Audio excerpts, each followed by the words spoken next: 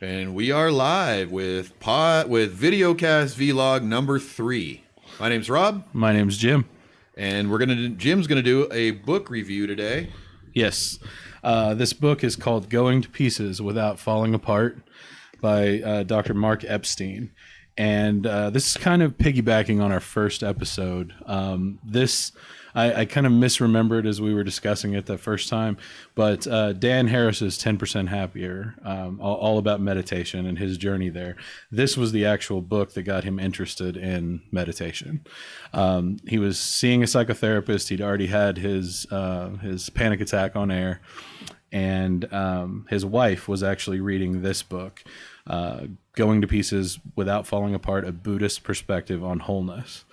And she said it might be something he would be interested in. He read it, decided to use his resource as a journalist to reach out to the author and invite him for a drink, and they became friends. And this gentleman, Marc Epstein, he graduated college in the 1970s. And while he was in college, I think his second or third year, he was introduced to meditation in Denver. And the people who were teaching various courses there were Joseph Goldstein, Sharon Salzberg, and Jack Kornfield, who were kind of the original Western Buddhists. They're the ones that brought Buddhism and meditation and mindfulness back from India in the late 60s, early 70s. So he was sort of in that first crop of students that they had. He was also in his own... He was seeing a psychotherapist himself and was looking at going to medical school to become a psychiatrist. So he already had experience with therapy and Buddhism and meditation before entering medical school. This book is kind of it's full of short excerpts from different case studies, patients that he has seen over his career. Was written in 1998, so almost 20 years ago. He's since written several more books, but this is kind of the go-to for him in his instruction. He's the clinical assistant professor of psychology at NYU, Harvard grad, practicing psychiatrist with a private practice. And he's also a contributing editor of the Tricycle magazine, the Buddhist Review. So he's had 20 years on top of this that are remarkable. But this book is really geared around the idea of impermanence, the idea of change. And why I think, just for anybody watching, why I think it's so important for us is that most every 12-step group, prayer and meditation is part of that. Right. Most people are really familiar in Western culture with prayer. Right. But they're not so familiar with meditation. Yeah. Not only how to do it, why to do it, but the benefits from it. And so that's why our first book, which we've explored, our first book was on 10% Happier, which was meditation. And then to follow up, this book is on meditation. Right. And I think this, for me, this was the next book I read after 10% Happier. And it kind of blends psychotherapy and some elements of recovery with the Buddhist practice and with the mindfulness meditation specifically. Awesome. And we spoke about this before, but a lot of people, myself included, that sit down to meditate, they spend a few minutes doing it, their mind doesn't quiet down, and they just kind of walk away from it, stand up and say, I can't meditate, I'm not capable. And while we've discussed that it is a skill that can be developed over time, this book really gets into the psychological benefits, because psychotherapy in the West that developed with Alfred Adler and Sigmund Freud, and it's a lot about self-actualization, self-esteem, getting rid of bad feelings, getting rid of negativity. And this exploration is kind of, it's looking at more being with things as they are, not trying presence in the moment, and not trying to do something to change the feeling, but being with the feeling. Okay. And it really starts with that that feeling that I've found exists in a lot of us, just in discussions I've had with people, whether they're in recovery or not, of kind of emptiness, of incompleteness, of dissatisfaction, of not being enough. And that feeling, there are a lot of theories, psychological theories, philosophical theories of why that exists, from bad parenting to original sin to Right. but that feeling is something that a lot of ideas, at least that I've come across in self-help and therapy and even in recovery, is trying to Right. to actually change that feeling. And this really invites us to dive into that feeling, because in that emptiness, in that void, is where that true self exists, and that vulnerability and that ability to really connect with people.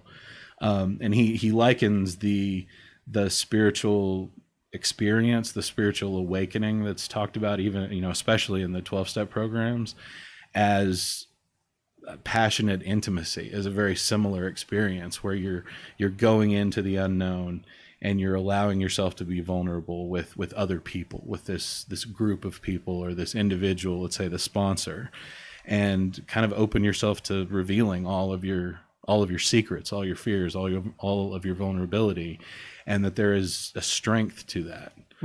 And so it's really, I think it's for me, it was very interesting. In the introduction, there's a phrase that jumped out to me. His whole exploration throughout his own life and in his psychiatric practice has been finding a balance for the ego's need to do something. There's the ego. Shows its ugly head. Right. But with the inherent capacity to just be. Doing versus being. Right. And there are a lot of things that we need to do in order to live in this world. I mean, that's just a fact of life.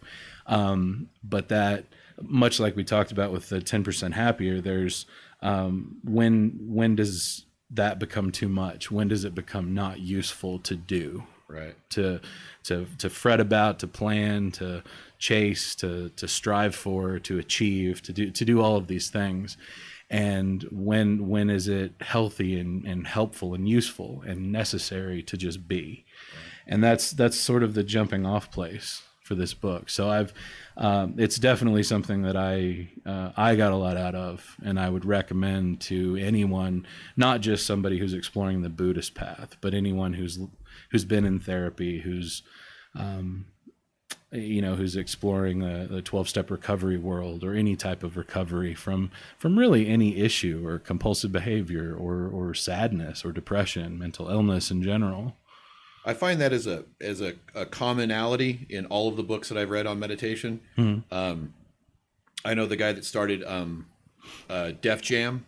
He wrote about Russell Simmons. Russell Simmons. He wrote a Buddhist a meditation book. Rick Rubin, who I'm pointing out these guys that are more mainstream and cool. Yeah. Because a lot of people are going to be like, that I don't want to meditate because cool people don't do it or whatever. But Russell Simmons does it. Rick Rubin does it. The guy who started Virgin does it. Virgin Atlantic. So there's there's cool people out there that meditate also, not just a bunch of people in recovery. But I think the string that binds them all together a lot of times is the present. And even, Eckhart Tolle's book on the now. Right.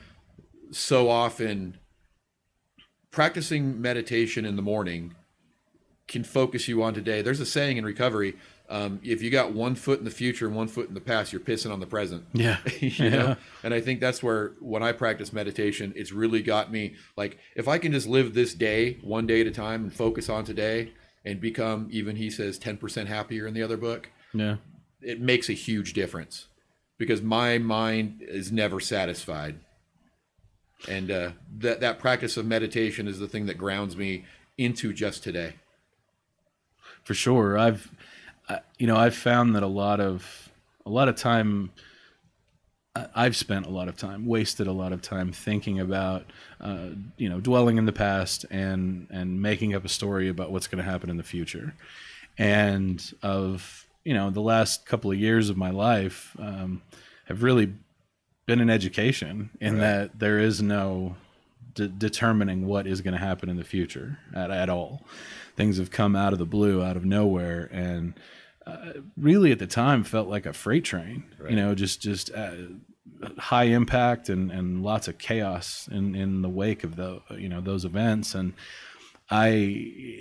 finding meditation, finding a practice in the middle of all of that has really helped me to see things for what they are. Right. The ability for, and I do hear this, coming from a recovery perspective, I've heard this a lot in the rooms and in the 12-step world, but the magic magnifying mind, the ability to make a mountain out of a molehill, right. to really focus in on a tree, not see the forest. I mean, that's a tendency that definitely people in recovery have, but I think is a human characteristic too. I mean, most of us, biologically, we are equipped to, we have these heightened senses, and that fear, fight or flight or freeze response that's right. built into us genetically, and that's okay. It's supposed to be there. I mean, it's what's allowed the species to survive. It's what's allowed us to make progress. Right. And I think I've had a big misunderstanding of what the word courage means. Okay. In the Serenity Prayer, God grant me the serenity to accept things I cannot change, courage to change the things I can, and wisdom to know the difference. Well, I thought courage was the absence of fear. Okay. And I've come to understand, at least for me, and it's been through these practices and all of these books that I've read and trying to really take the information, the knowledge that I get from the book and apply it so it can become wisdom. One of those things is the fear is always going to be there. It's not going to disappear. It's not walking for me. Through it. Yeah, it's the ability to move through it and not be paralyzed by it or run away from something because of it. And for me, meditation, bringing things into perspective, down to their right size, has seeing things as they are, not as I wish they would be, right. or as my past experience maybe as evidence of, oh, this is a huge deal. It really has allowed me to walk through some of that fear instead of try to find a way around it or over it or under it or away from it. Right. And that's been a real different recovery. It's a huge experience. Benefit. Yeah, absolutely. One of the distinctions, when I started getting into meditation and got into a 12-step program, people, especially here where we live, they'll say, what is your Well, in a meeting, they'll say, what is your meditation practice? And someone will say, I don't meditate, I pray. Right. I could be completely wrong on this, but how I see it is they're the exact opposite. Like when I pray, and I pray every morning, I'm asking for things, not necessarily tangible things, but I'm looking for guidance. I'm talking. I'm having I'm having a relationship with God where I'm speaking. Whereas meditation, I'm trying to, after I pray, I meditate, I'm trying to clear all that out. I'm trying to get to the place where my mind is blank. It's not thinking. It's not dwelling. I'm not asking. I'm not having a conversation. I'm trying to get to a zero-sum game in the mind. My meditation is kind of what Dan Harris does, where you're counting. I do this thing that I took martial arts when I was younger, and there's a martial art practice where you breathe in your mouth and out your nose, and I visualize smoke coming out of my nose, and it's constantly filling the room. And sometimes I get to 10, sometimes I get to 2, and a thought comes in my head, some problem, something I'm thinking about, something I'm dwelling on, and I start over, and by the time I can imaginatively fill that entire room with the smoke that comes out of my nose, then I'm done. So it's like a visualization plus accounting, but the main goal and objective is to clear my mind of all the things that are troubling me, or I'm thinking about, or I'm dwelling on. Whereas right before that, I've done my morning prayers and I'm thinking hard. I'm trying diligently to turn over to my higher power all the things that are on my mind. Please resolve this. Please help me give the courage to do this. please, watch over my family. The things that people do in prayer. So I think when they say prayer and meditation, they're hand in hand, and they're the exact opposite. That's my practice. Reading all these books on meditation of different types, it's really beneficial, and you can see. We talked about this last time. Reading a book about meditation from somebody that's super successful, I'm not going to say it's a pitfall, but it's like, man, this guy's worth $50 million. You know what I mean? Yeah, he has 2 hours every morning to sit there and meditate. Yeah. I'm up at 4 a.m. at work at 6. Yeah. I don't have time to, I don't necessarily have time to, and I'm working a 12-hour shift, and, life happens and stuff. But when these other guys I watch on the internet, sometimes one of the guys he talks about at the very end of the day, he just sits in a quiet room in a chair and tries to clear his mind out before he goes to bed. And if he doesn't do it, he'll be dreaming. He'll be thinking all night long about what he was, what happened that day. Yeah. So some people practice in the morning, like Dan Harris, to help him throughout the day. And I know that some people practice meditation at the very end of their day to kind of clear out all the things that happened that day, so they can have a good sleep and not be troubled by the things that happened that day, or literally process all the things that happened, good and bad. And they can go to bed and wake up the next morning with a blank slate. So I know there's a whole bunch of different practices out there. Oh, there are. And you know what I think is really great, when I first came into the recovery community and began to explore meditation and had that sit down, crazy mind, stand up, walk away kind of experience. Yeah, my monkey mind experience. Obviously the internet existed, but it wasn't what it is today. Right. There's so many resources available. There's I have an app on my phone. It's the Insight Timer, meditation timer. It's available, I think, on Android and iOS. Guided meditation. Well, there are guided meditations in various schools. So you've got people that are dedicated to transcendental meditation, what Russell Simmons and David Lynch and those guys do. Then there's the Vipassana meditation, the actual insight meditation. And that was gentleman S.N. Goenka. He was an Indian guy who taught until his death. I think he was between 85 and 90 years old. And his particular school is actually the meditation retreat that I'm signed up for this summer. Nice. The minimum length of his retreats or his courses is 10 days. And they go up from there, 20, 30, 45, 90, super long. And there's if you've got 90 extra days where you don't have to work, you can go to retreat and get better. Yeah. There's also the Thai forest tradition, which is that involves a lot of chanting and and then silence and chanting and alternating walking and sitting meditation. There's a ton of different traditions and instruction that's actually available for free. Right. Out there. And I've found just the breath counting and kind of observation, that Vipassana tradition where it is just sitting, that word actually means insight. And for me, one of the things that he talks about early on in this book is when he went to see a therapist for the first time. Okay. And I can relate to this, having gone to multiple therapists over the years and also being in recovery. I came into a therapist's office or the rooms, the 12-step recovery rooms, looking for an experience. And I felt like I left with an explanation, but not really an experience. Even walking through the steps with a sponsor and sponsoring other people, it was a lot of transmission of information, a lot of knowledge, but not a lot of what I call experience. And what the answer that I got a lot of times when I would be in that crazy place, that monkey mind, the squirrels on the hamster wheel would get going, I would get the answer, we'll go reach out and work with a newcomer.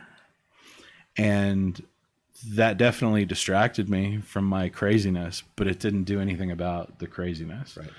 In therapist's office, there were a lot of times where, you go back through history and you blame it on your mom or your dad, or, there was a lot of blaming, assigning blame, not a lot of how do I get through this? And cause and effect. Right.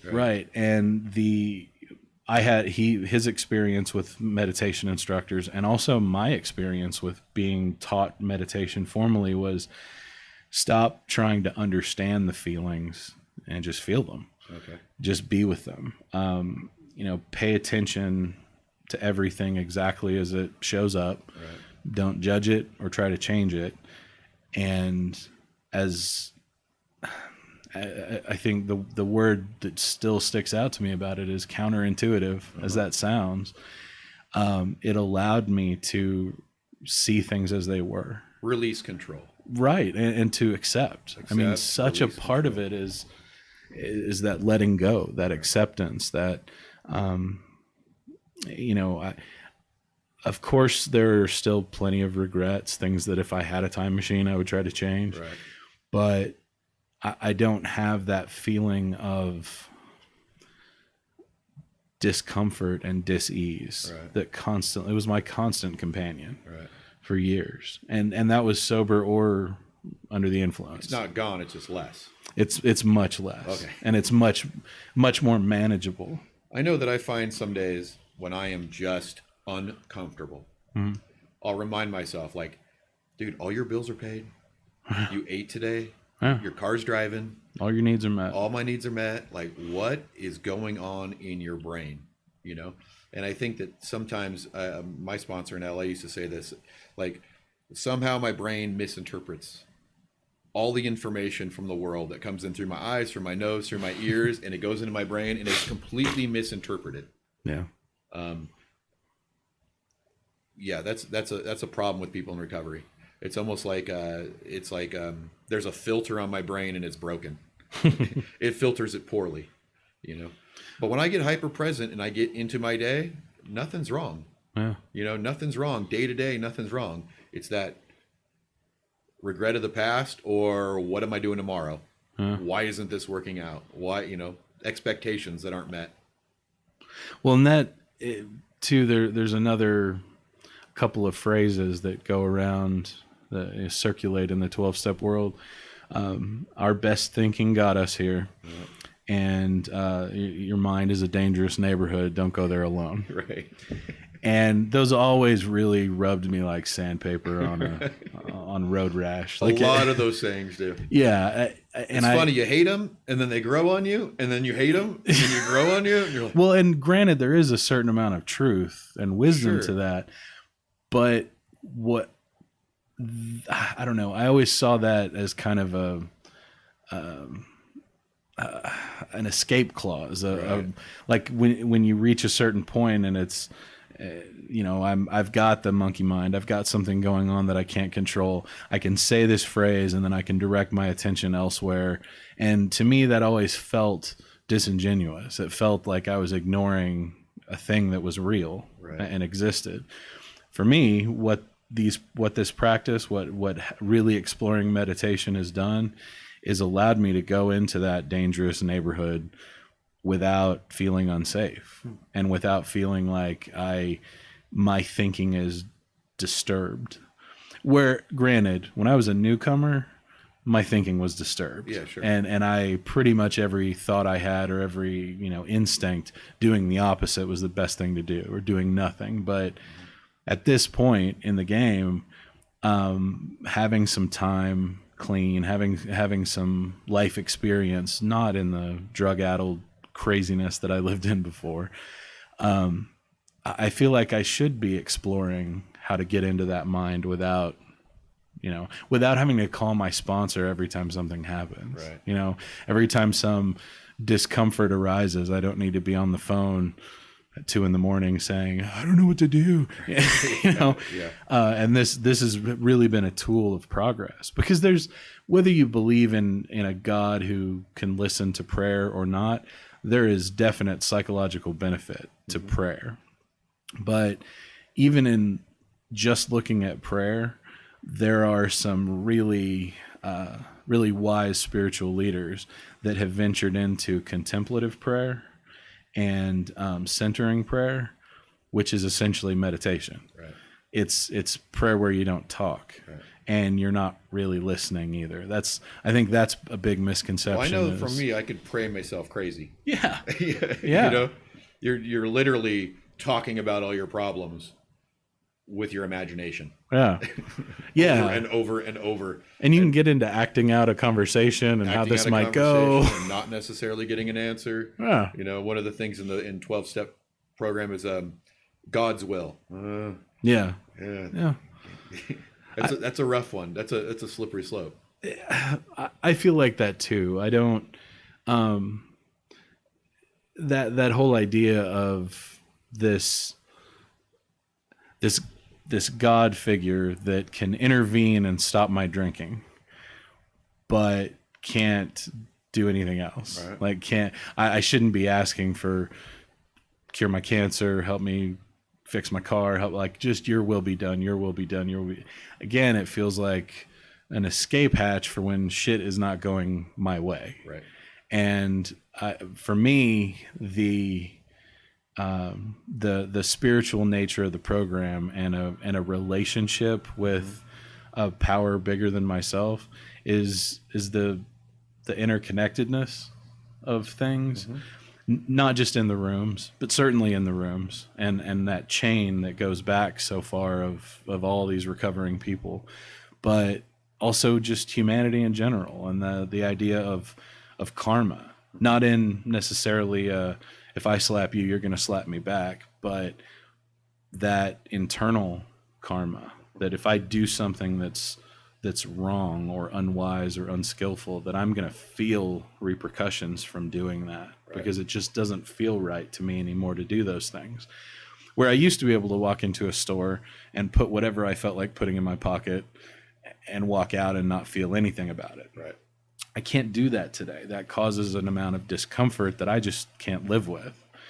But it goes back to this in my entire, what I think the entire thing revolves around. It's completely all in our head. Yeah. The whole thing. From prayer, meditation, drinking, using, uncomfortableness. It all it's all an aberration of our thinking. It's all an aberration of our mind. It's not real. You know, it's not real. And any tools that we can get to feel more comfortable, I think are you know, invaluable. And meditation is one of the main ones. But all of my problems exist or don't exist, but they're all in my mind. Yeah. Yeah, my relationship to whatever's happening is the problem. That's where the problem exists. That's where the problem exists. It's not it's not the outside event that the problem, that presents the problem. And even my reaction to things. Yeah. You know, why do people that have 3 years of sobriety go drink when something bad happens? Yeah. They're no longer physically addicted. Yeah. They just can't deal with that problem. Why do I go crazy? One day I'm fine, and an hour later I'm out of my mind crazy. It's all in my head. It's all in my head. Why did you, at one point in your life, it's okay to go steal stuff from a store, and now it's not? It's all in the brain. Yeah, absolutely. And it didn't have anything to do with an interventionist deity or a moral code that somebody else came up with. Right. It happened in here. Right. You know. But even those people that, like, you had no God, now you have a religion. It's you made that decision. Yeah. You know, Yeah. I'm not saying people don't have true belief in that religion, but you could have easily picked a different religion and you had true belief in that one. Yeah. You know. Yeah. And for me, and again, this is simply my experience with it, but I did a lot of church shopping and investigation into various religions, the Abrahamic traditions mostly.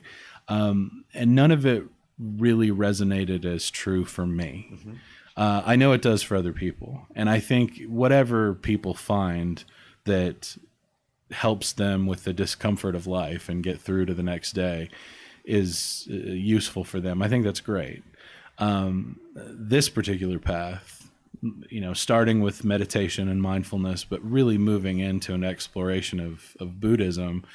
Another thing that really jumped out to me is an identity forged completely in reaction.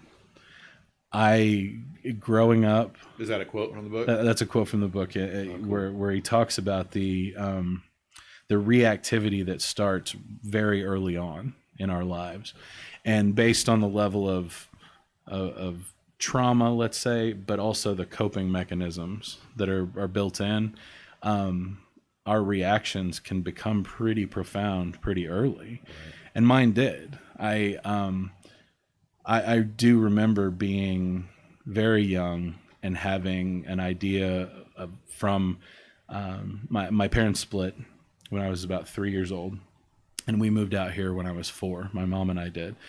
And I remember having an idea early on about the family finances.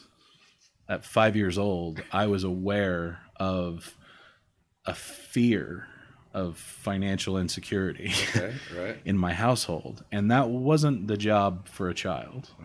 It was something that it was just in the ether. Right. Single mom, there was a lot of kind of untreated isms in our family on both sides. And I had this thing, and I internalized that. And that my reaction to that as an adult has been, it's swung from one extreme to the other. Okay. At times I'm super miserly with money and very strict and, restrictive on a budget. And other times I'm a check grabber. Right. And I'm just, I got this. Baller. Yeah. One time I spent upwards of $20,000 in a 3-month period grabbing checks and keeping everyone loaded and just being the big shot. Right. Big shotism. Yeah. You said something a minute ago that comes up in all of these books, mindfulness. Mm-hmm. What's the definition of that? Do you know the definition of that? Or is there a regular definition of that? My working definition, I guess, from what I've... Because it comes up in almost every book I read. Yeah, it's... On meditation. On meditation. And it's a big deal, I think, that started in the 60s and 70s, moving through, into the 80s and 90s, and now is sort of really in the ether. For me, mindfulness is, number one, being in the present. Okay. Inhabiting the present conditions, whether they're painful or pleasant. Okay. And really being aware of them. So like the first meditation course that I took was 6 weeks long with an instructor, and part of the exercise was to find an activity that you do every day and do it mindfully. And that meant experiencing the sensations. For me, it was brushing my teeth. That was the first one. Okay. The sensation of the bristles over my gums, the flavor of the toothpaste, just everything about it, and thinking only about what's happening right now. Sensory perceptive. Right. Okay. And feeling it, hearing it, smelling it, taste, using all of your senses for this one activity. The second was eating.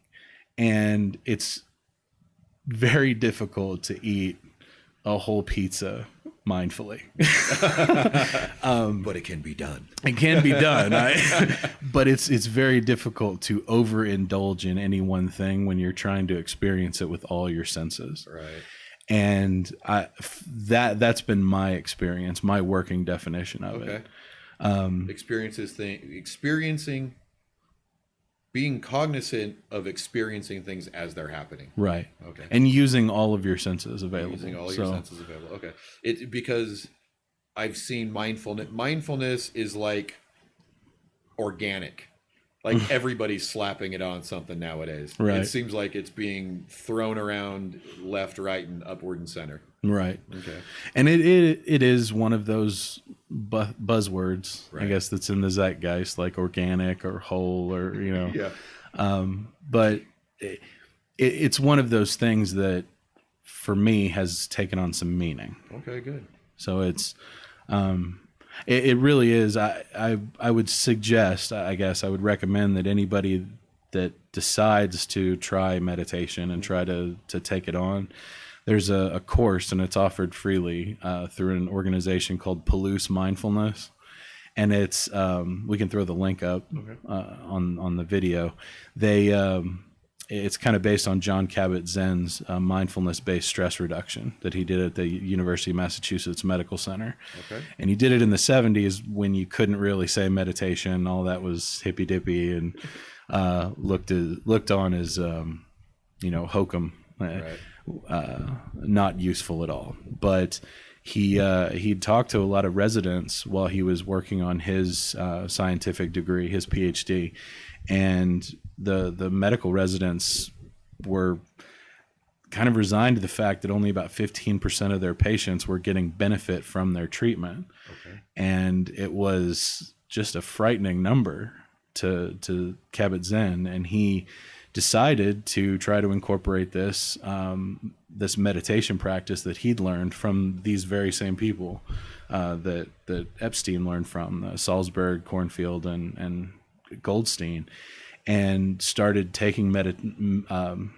patients that had severe diagnosis, who were battling chronic illness, and put them through this 8-week course, and there were measurable results just in that 8-week period. And so this Palouse Mindfulness, it's an 8-week course that's online that's just based on this. Okay. And it incorporates a little bit of yoga, several different techniques to meditation, and that kind of build on each other. And there's some writing to do. I mean, it's a really interesting thing. And I'm actually in week 3 right now of it myself. So it's been very useful. In this book, do they get into the actual practice of meditation, what they do? He does. Epstein started out in the 70s with a dedicated daily practice that was very religious in nature, not necessarily religious like Buddhist, but the religiosity of dedication was like, I have to be doing this every day for this long at this time. Nice. And as his life got bigger, becoming an assistant clinical professor and being a writer, and all that entails with touring, and now with podcasting and interviews and all of that, it's become nearly impossible for him to have that kind of that dedicated application. And so he talks about this idea now that that mindful presence that's kind of when you're up off the cushion, when you're not meditating, when you're just in your life. He did it long enough on the cushion that now it's just a part of who he is. So now he can just appreciate when he does have the opportunity 3 or 4 times a week to sit down and meditate for half an hour. So that sounds wonderful to me, that you could get to that place. But in the beginning of his practice, for the first 20 years or so that he meditated, it was a daily, in that Vipassana tradition, where you sit down, there's no guidance, there's no visual imagery. It starts with breath counting, and then sort of evolves into just observing what's happening in your mind. Okay. And that's, I've actually sort of gotten to that place now where the breath counting is how I start, but when my mind does start to wander, rather than try to bring it back and resist the wandering, I just kind of see where it goes and observe it. And that's how his practice evolved too. And most of these people that I've read, that it evolves into much more of a being the observer than trying to resist and come back every time. Wow. Okay. Interesting. Yeah, because I think in 10% Happier, you try to bring yourself back and get out of your, don't follow your thoughts. Try to, you forgive yourself for wandering and start over. And that's which kind of what I've been practicing. What I've found for me in my practice is that the first, when I initially sit down, I do maybe 10 cycles of counting, 10 times, I count to 10 times and bring myself back each time.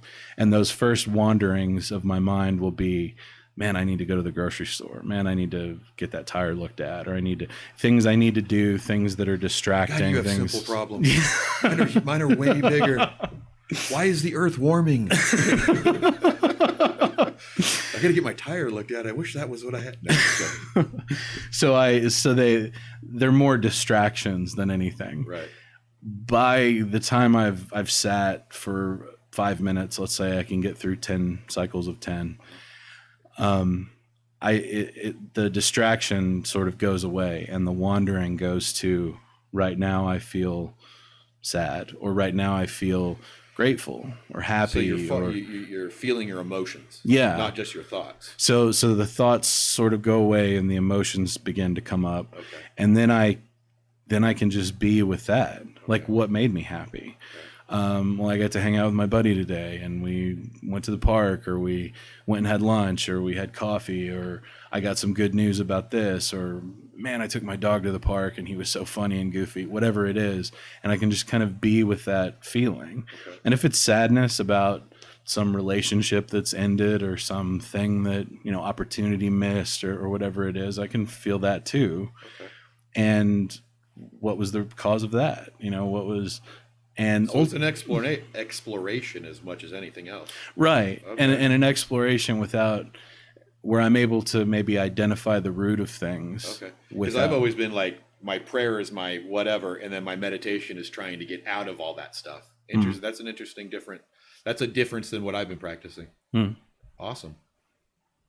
Yeah, it's been a good experience. And some days are different. Some days that are extremely stressful, the breath meditation, or even throwing on a guided meditation that's just like, love yourself, be gentle with yourself, whatever it is. I find those really helpful sometimes. Yeah. Because the mind's moving way too quick for my own good. Oh, for sure. Yeah. So we've done it together before, where they did the guided meditation, where it's the guy, feel your feet, feel your legs. It's hard to think about feeling your legs when you're thinking about, your car broken down or something. Yeah. So I like the guided meditations as well. I just don't practice it so often. Yeah, I've really tried to. I got some advice early on, and I feel like it was bad advice. It was well-intentioned bad advice. Pick a specific tradition and stay with it. Like, okay, don't do any exploration. Don't vary it. Just stick with it and get a practice going. Yeah, I don't like that advice either. I didn't find it useful. Right. I found really kind of sampling different things, and I've sampled things that I thought, this is probably ridiculous, but I'll give it a try because who knows, and it turned out to be ridiculous, where it's a real like push the energy here and do do these different things that I don't really believe in, and I don't find useful, that I can take the negative psychic energy and push it back into the earth, and it will dissolve, and it doesn't. But if it works for you, keep doing it. Yes, if it works for you, for sure, keep doing it. Yeah. I just didn't find it useful for me, but I did sample it. I think this is very much a smorgasbord, a buffet that should be sampled. Right. I think the evolving. There is another book that a guy who's actually friends with Marc Epstein and part of his crew of teachers, and his name's Jay Michelson, and he's a religious scholar and an LGBT advocate and a lot of different things. He wrote a book called Evolving Dharma, and he talks about not just the Dharma, the teachings of Buddhism, but religion in general is becoming, among people that are really finding a sense of wholeness and spirituality, it is becoming like, this is a good piece of this tradition, and this is a good piece. So here's Judaism, and here's Islam, and here's Christianity, and here's Hinduism, and Buddhism, and Taoism, and Baha'i, and taking those and really kind of almost making your own religion. Right. And as, I don't know, sacrilegious as that might sound to a devout person, that's been my experience, because devoutness, devotion in that way to a specific faith didn't work for me. Right. And this idea of a personal relationship with a higher power that you can understand, this has been my access point for that. For me, this is an addendum to. Yeah. You know what I mean? I have my own religious practices, and then the mindful. I haven't practiced I haven't really practiced mindfulness because I never thought of it in that way. I just see that as like a tagline, mindfulness. But I never thought about that, experiencing it. But meditation, it's been kind of an addendum to what my program has been. Right. And so far, so good. I mean, I don't practice it enough. I know I've said this before, but I know the days that I do practice meditation before I head out in the world are better days than not. And then, like a good person in recovery, I don't do what's best for me. Yeah. Like leave the house without eating, too much nicotine, too much caffeine. Don't pray, don't meditate. Let's go into the world. Why? Why did I have such a bad day? Yeah. Why was I so in my head? Why was everything bugging me? Interesting. So we'd recommend this book? I would definitely recommend it. Going to Pieces Without Falling Apart by Dr. Marc Epstein, written in 1998. Still very valuable today. And there'll be a link to all the things that we talk about on here. And just to mention, just as a side note, I have no idea how to edit video. So every single thing we do is live stream. Right. And then just upload it straight to YouTube until I get a better computer and learn more about this whole thing. But we're having fun doing it. I hope you get something out of it. Thank you. All right. Thanks.